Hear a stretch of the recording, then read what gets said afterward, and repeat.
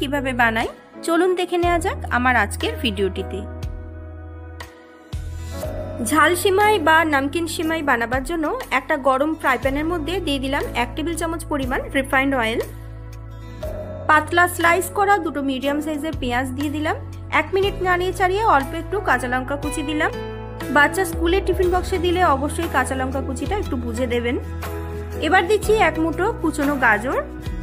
গাজরটাকে 1 minute নাড়িয়ে চাড়িয়ে নিয়ে দিয়ে দিলাম 1 মুঠো ক্যাপসিকাম কুচি। সমস্ত সবজিটা মিনিট খানেক নাড়িয়ে চাড়িয়ে মধ্যখানে এভাবে একটু জায়গা করে নিয়ে দিয়ে দিচ্ছি দুটো ডিম। ডিম দুটোকেও একটু ভুজিয়া করে সমস্ত সবজির সাথে মিশিয়ে নেব। সমস্ত কিছু খুব ভালো করে মিশে গেলে এতক্ষণ কিন্তু আমি লবণ ব্যবহার করিনি, এবার দিয়ে দেব স্বাদ মতো লবণ।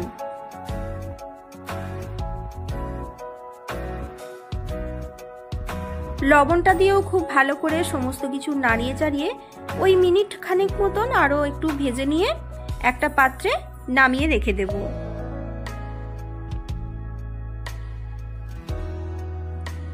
এবার নিয়ে নেব 1 বাটি পরিমাণ রোস্টেড সিমাই।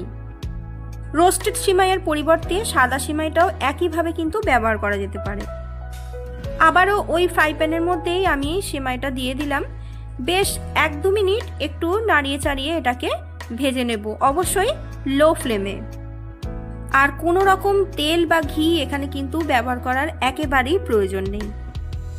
ঠিক 1 থেকে 2 মিনিট এইভাবে নাড়িয়ে চাড়িয়ে নেওয়ার পর যে বাটি মেপে সিমাই নিয়েছি ওই বাটি মেপেই 1 বাটি পরিমাণ জল দিয়ে দিলাম।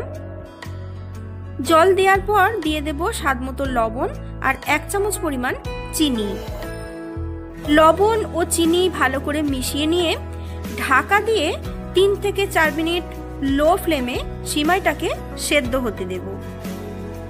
3 থেকে 4 মিনিট পর ঢাকা উঠিয়ে দেখুন অল্প একটু জল জল রয়েছে এবং সিমাইটা কিন্তু মোটামুটি সেদ্ধ হয়ে গেছে। এরকম সিমাই সেদ্ধ হয়ে গেলে এবার আগের থেকে সমস্ত ভেজে রাখা সবজি এবং ডিমটা এর মধ্যে দিয়ে দেব।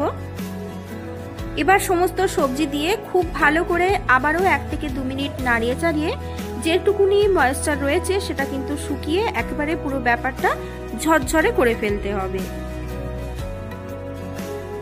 পুরো ব্যাপারটা এরকম নাড়িয়ে চাড়িয়ে ঝরঝরে হয়ে গেলে 1 মিনিটের জন্য ফ্লেম বা পাওয়ার অফ করে চাপা দিয়ে স্ট্যান্ডিং টাইমে রেখে দেব।